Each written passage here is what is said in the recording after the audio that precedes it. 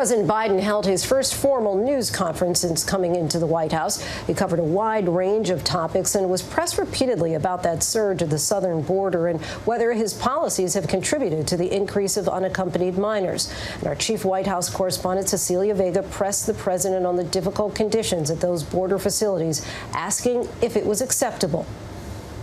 65 days into his administration, President Biden walking out to face reporters for his first press conference, and it was the emergency at the southern border now threatening to overshadow his agenda that dominated. The questions striking a nerve. The Customs and Border Protection Facility in Donna, Texas, I was there, is at 1,556% capacity right now with mostly unaccompanied minors. There are kids that are sleeping on floors. They are packed into these pods. What is your reaction to these images that have come out from that particular facility? Is what's happening inside acceptable to you?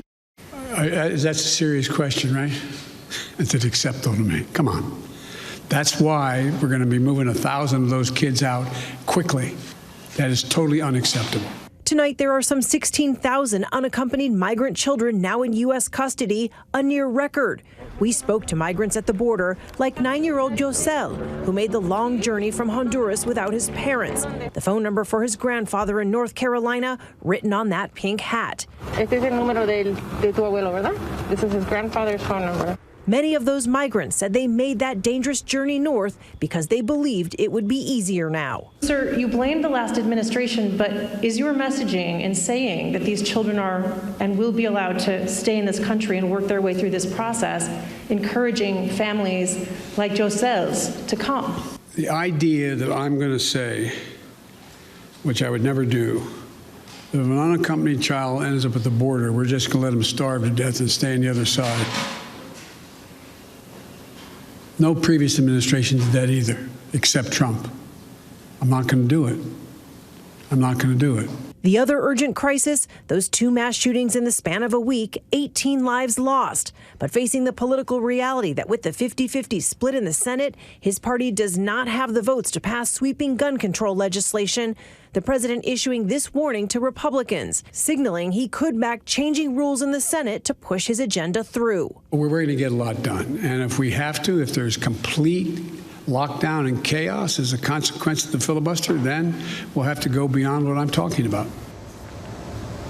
Our thanks to Cecilia. ABC News Political Director Rick Klein joins us now. Rick, the president started this press conference by touting progress against the pandemic, including the new goal of administering 200 million doses in his first 100 days.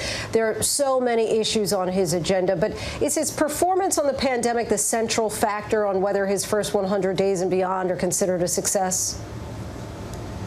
Yeah, Lindsay, President Biden today called it the fundamental problem, and he recognizes that without solving the pandemic, without providing that kind of leadership to the American people, he can do almost nothing else in his presidency. And I think we saw a confident President Biden today, confident in his agenda, confident in the basic assumptions he's made about the direction of the country, and a lot of that stems from the confidence that the American people have in him in the handling of COVID-19. And it was interesting, you know, that press conference went on for well more than an hour, Lindsay. All manner of topics came up. There wasn't a single question about the pandemic. Some people will criticize reporters for that, but I talked to one person close to the White House who said that's actually a good sign. If people aren't asking about it, then that generally means things are moving in the right direction, and that sense of optimism around it gives this White House hope that they can move on to other pressing issues because they know that without solving the pandemic, you really can't get much else done.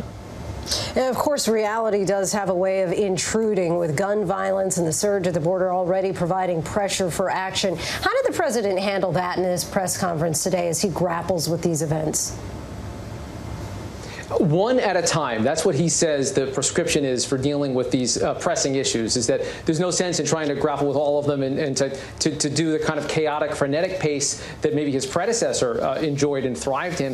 The Biden pace is much different, and I think you saw that today. And I think in terms of a governing philosophy, dealing with an individual challenge, trying to marshal the political capital, the political will you need to try to deal with a concrete problem one at a time is the way that he hopes to do it. But as you say, all of the issues, these mass shootings, the provocations, implications for North Korea, the humanitarian crisis on the border. All of these things are crashing in multiple directions, and I feel like the last couple of weeks are the first taste that Joe Biden has gotten of what the chaos that can descend on Washington looks like. He is trying to slow the pace, though, to just take one issue at a time, and as he says, just line these things up and deal with them and deal with that hand one at a time, try to deal with coalitions that you can build, and to try to manage just individual crises, even if they're all competing for attention. And the president is also signaling that he thinks he can get a lot more done on his agenda, but it's all a matter of timing. So how does he see that ambitious agenda all playing out in a still very divided Washington? Yeah, this is so interesting, Lindsay, because he had some bold visions today that he shared, including one he said was to change the paradigm of governance, the relationship that people have with Congress, with the federal government. He wants that to shift, but he really can't do that under the current governing structure. And the realities of the Senate filibuster are going to be making themselves evident more and more on issues like voting rights, on issues like gun rights, on issues like immigration. He made clear today, Lindsay, he's got no use for the Senate filibuster, even though he was a senator for more than 30 years, a defender of the filibuster. He today described it as a relic of the Jim Crow era. That, to me, was a clear signal to many of the progressives that are pushing for him to jettison the filibuster, to lend his moral authority, his voice to potentially getting rid of the Senate filibuster, even though he doesn't technically have a vote. Now, the votes aren't technically there either in the Senate as of now, but you can see where this conversation is moving, particularly on this issue of voting rights, which has really left both parties warring in a major way. Rick Klein, thanks so much. Hi, everyone. George Stephanopoulos here. Thanks for checking out the ABC News YouTube channel. If you'd like to get more videos, show highlights, and watch live event coverage, click on the right over here to subscribe to our channel. And don't forget to download the ABC News app for breaking news alerts. Thanks for watching.